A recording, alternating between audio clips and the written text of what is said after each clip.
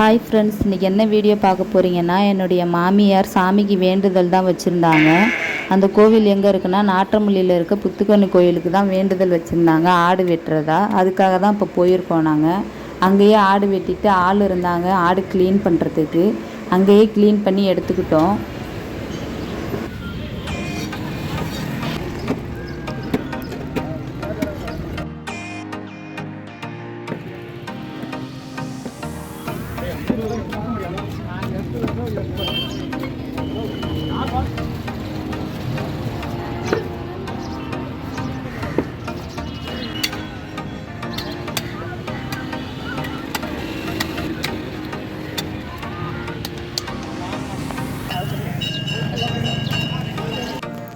இப்போ பீஸ் போடுறது என்னோடய ஹஸ்பண்ட் தான். இப்போ பிரியாணிக்கு தேவையான அளவு பீஸ் போட்டு எடுத்துக்கலாம்.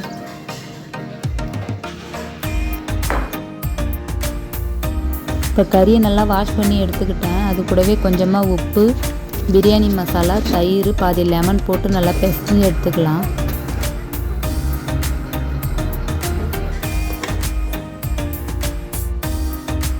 கறியில் இஞ்சி பூண்டு, மஞ்சத்தூள், தண்ணி தேவையான அளவு சேர்த்து 5லேருந்து 6 விசில் போட்டு எடுத்துக்கலாம்.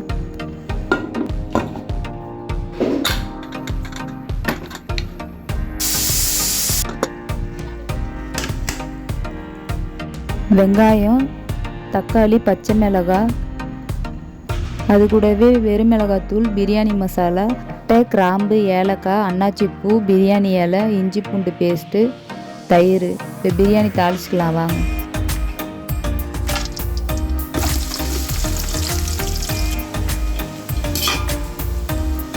இந்த டைமில் அரிசியை நல்லா கழுவி ஊற வச்சுக்கோங்க. நான் பாஸ்மதி ரைஸ் தான் எடுத்திருக்கேன். வெங்காயம் நல்லா ப்ரௌனாக ஆகிற வரைக்கும் வதக்கி விட்டுக்கோங்க.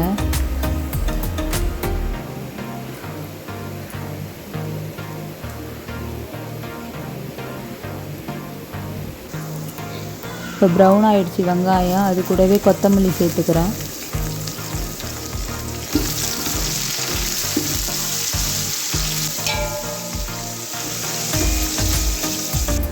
புதினா சேர்த்துக்கலாம்.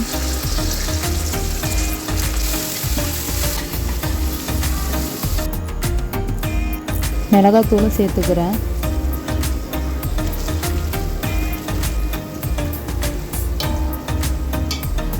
இஞ்சி பூண்டு சேர்த்துக்கலாம்.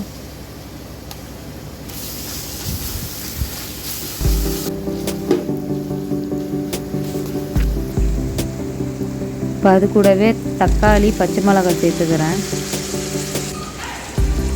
தயிரும் சேர்த்துக்கிறேன். தேவையான அளவு உப்பு சேர்த்துக்கிறேன். இப்போ நல்லா கலக்கி விட்டுக்கலாம்.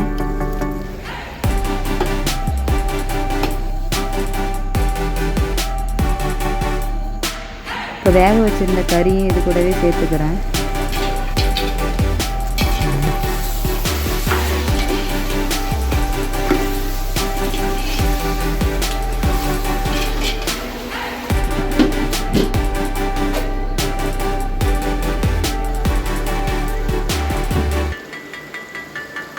கறியை வேக வச்ச தண்ணியை சேர்த்து நல்லா கொதிக்க வச்சு எடுத்துக்கலாம். இந்த ஸ்டேஜில் உப்பு, புளிப்பு, காரம் எல்லாமே கொஞ்சம் அதிகமாக இருக்கணும். செக் பண்ணி பார்த்து போட்டுக்கோங்க. இப்போ கொஞ்சமாக பிரியாணி மசாலா சேர்த்துக்கிறேன். இப்போ தண்ணி நல்லா கொதித்து வந்துடுச்சு. அரிசி கழுவி வச்சுக்கிறத அது கூடவே சேர்த்துக்கிறேன். அரிசி இந்த பதத்துக்கு வந்தோடனே கறி கூடவே சேர்த்துக்கோங்க. அரிசியும் தண்ணியும் ஒரே அளவுக்கு இருக்கணும். இல்லைன்னா அரிசி வடித்த தண்ணியை கொஞ்சமாக சேர்த்துக்கோங்க. அதுக்கப்புறம் டைட்டான பாத்திரம் போட்டு மூடி தோசை சட்டியை எடுத்து வச்சுக்கோங்க. ஹை ஃப்ளேமில் 5 நிமிஷம், லோ ஃப்ளேமில் 10 நிமிஷம் விட்டு 10 நிமிஷம் கழித்து ஓப்பன் பண்ணிங்கன்னா சூப்பரான பிரியாணி ரெடி. இப்போ பிரியாணி ரெடி ஆகிடுச்சு. ஓப்பன் பண்ணி பார்க்கலாம் வாங்க.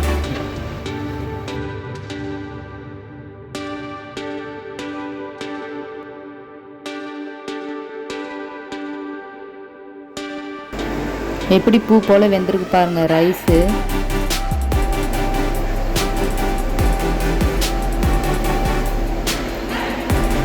அரிசி கொஞ்சம் கூட உடையாமல் வந்திருக்கு பாருங்கள். இந்த மாதிரி நீங்களும் வீட்டில் கண்டிப்பாக ட்ரை பண்ணி பாருங்கள். உங்களுக்கு இந்த வீடியோ பிடிச்சிருந்தால் லைக் பண்ணுங்கள், ஷேர் பண்ணுங்கள், கமெண்ட் பண்ணுங்கள், மறக்காமல் சப்ஸ்கிரைப் பண்ணிடுங்க.